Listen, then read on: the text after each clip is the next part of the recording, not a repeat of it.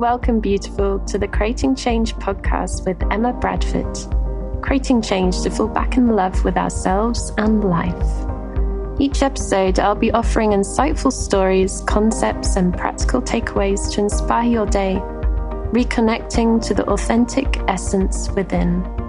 Are you ready, lovely, to embrace yourself even more and awaken to the magic life has to offer? Let's dive into today's episode.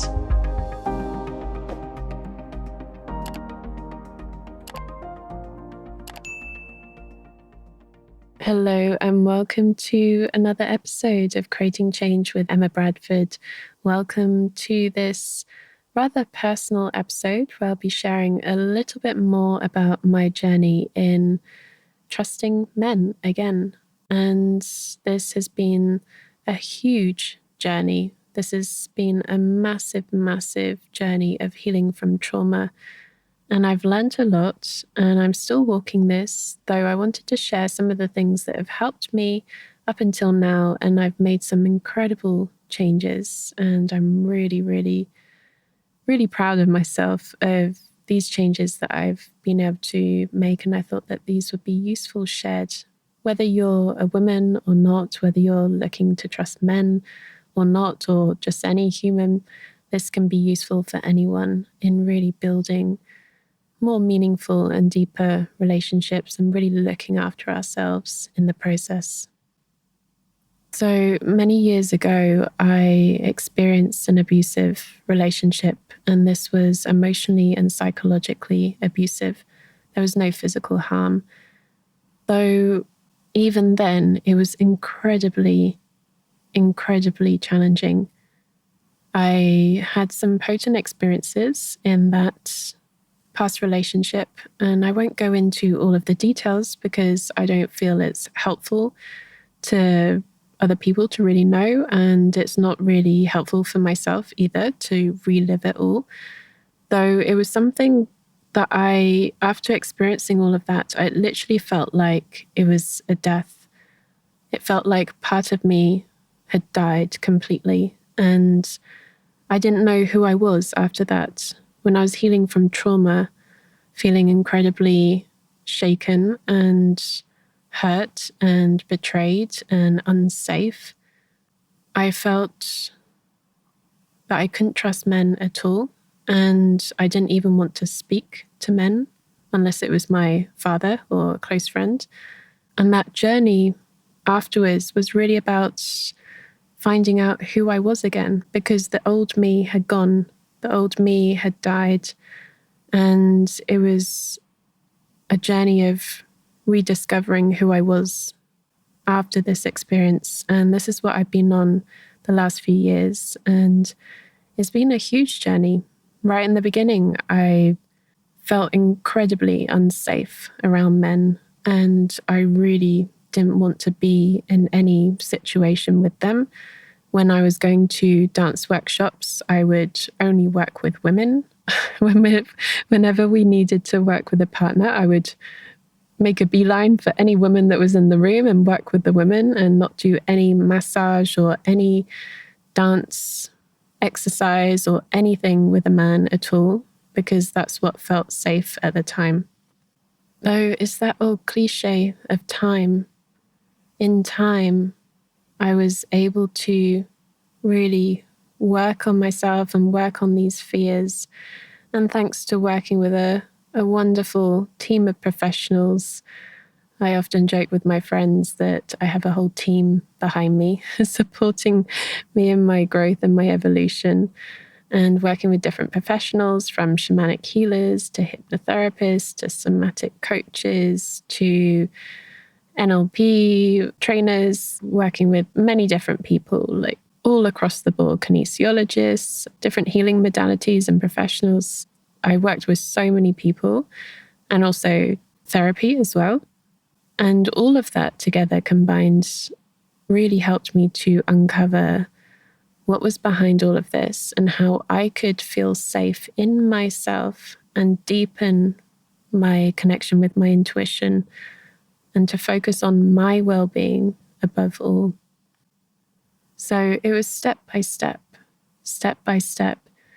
And one of the biggest things that really, really helped me was 5 rhythms dancing, going to workshops and being in a safe place where I could gently and slowly learn to feel safe in the company of men again.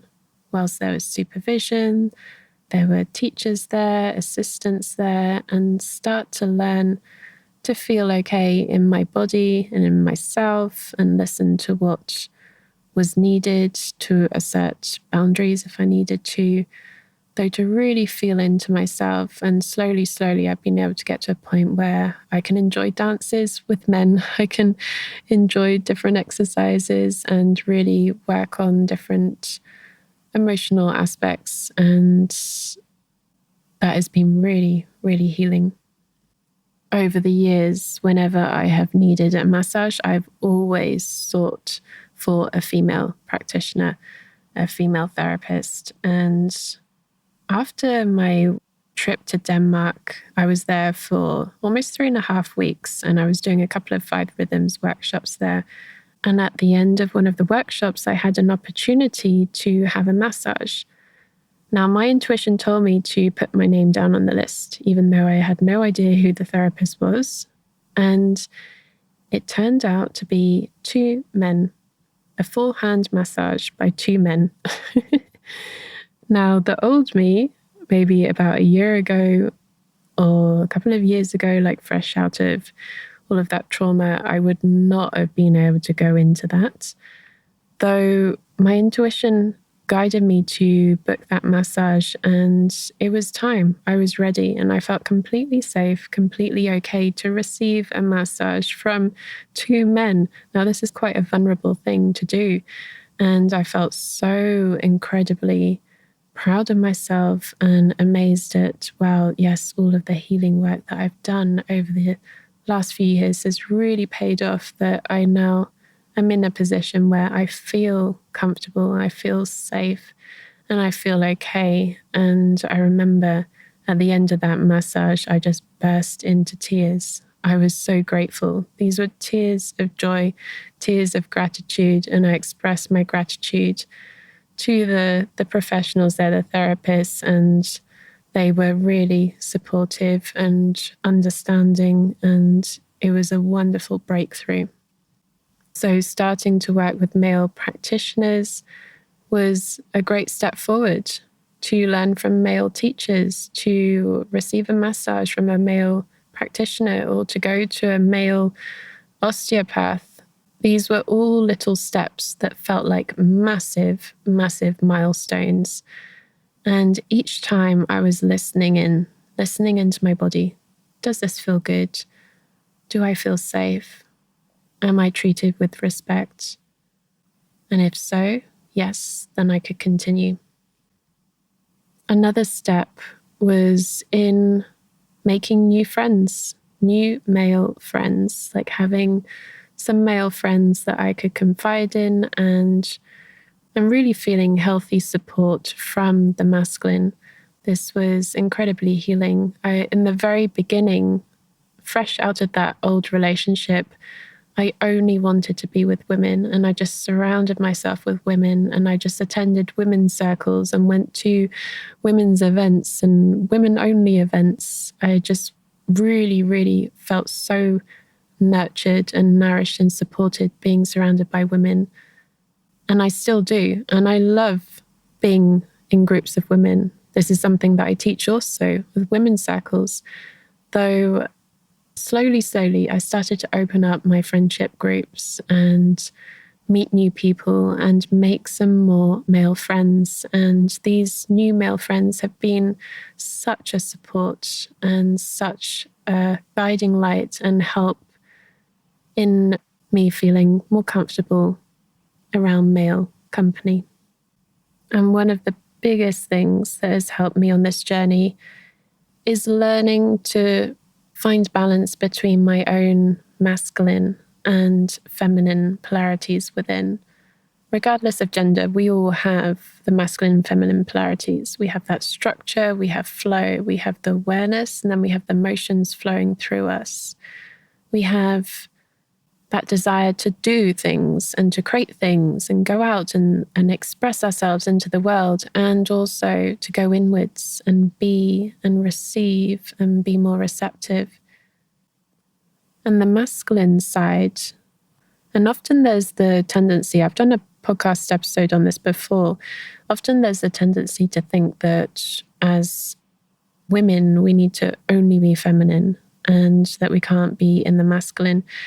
And actually building up my masculine energy in a healthy way has been incredibly healing. It's about the two together. So listening to that intuitive feminine energy, but then also placing boundaries. If anything didn't feel good, or if someone was coming up against my boundaries, then to make that clear and to express that.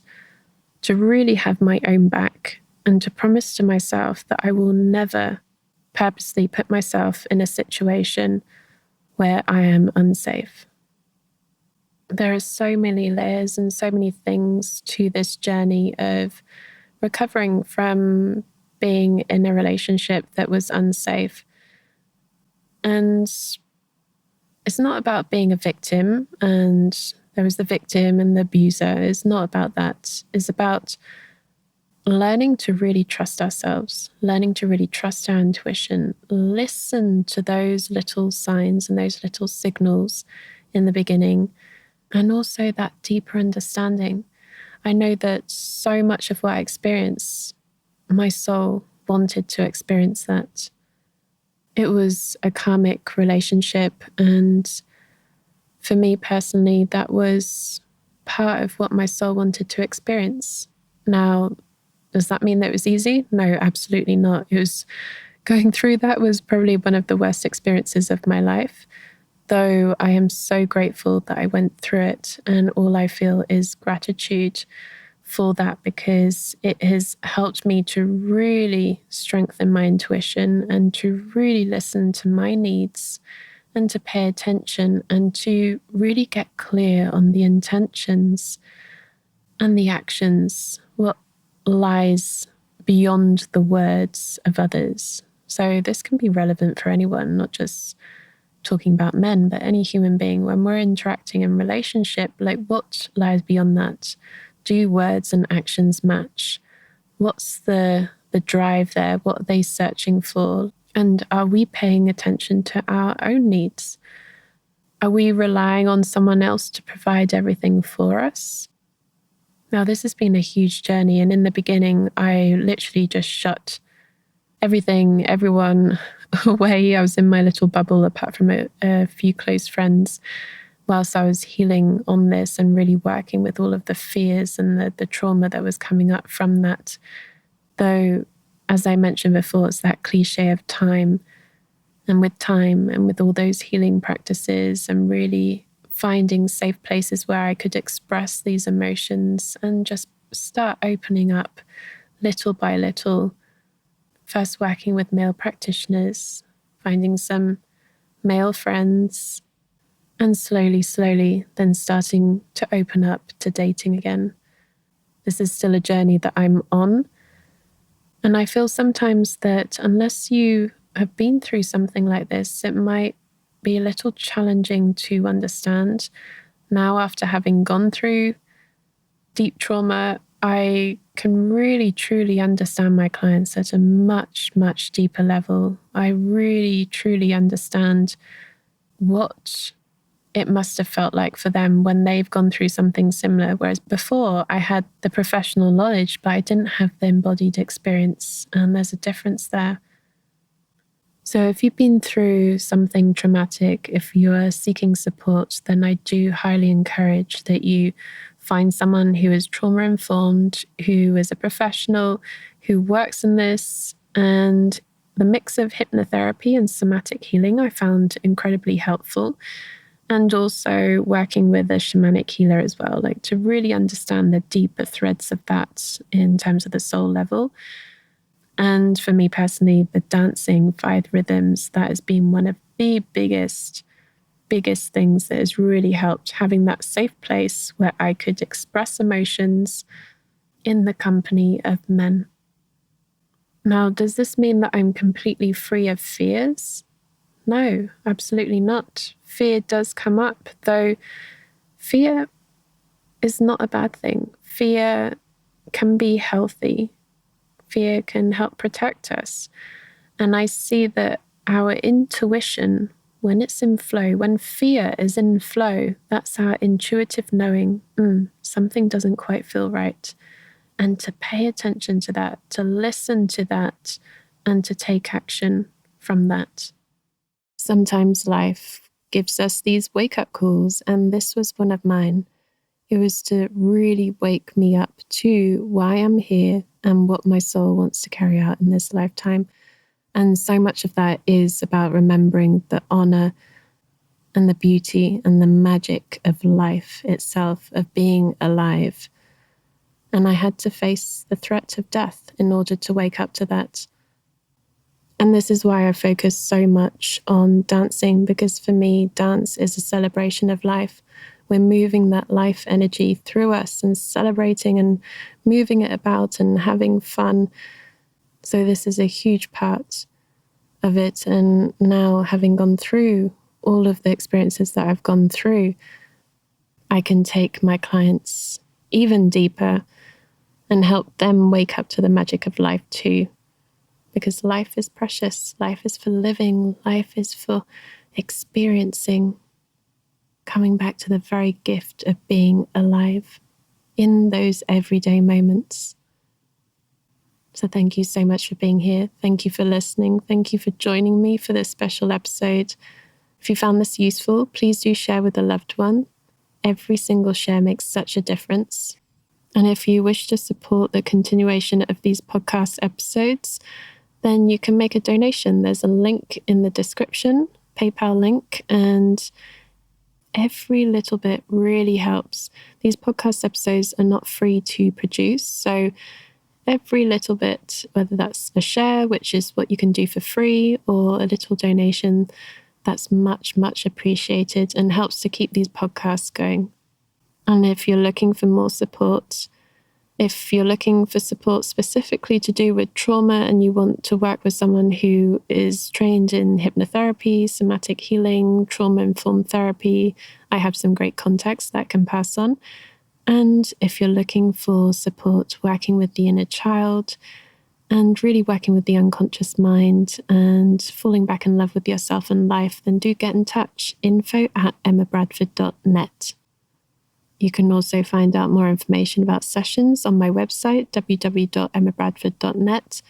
And on there, you can directly schedule a call with me if you have any questions. Thank you so much for being here. Thank you for being you. And until next time, sending you so much love. Thank you so much for listening to this episode, beautiful. You're amazing. All resources and links can be found on my website, www.emmabradford.net. Link is in the show description. Do come and join my community and share your takeaways from this episode. I'd really love to hear. And don't forget to subscribe so you don't miss any future episodes. Until next time, I wonder, what magic will you experience in life today?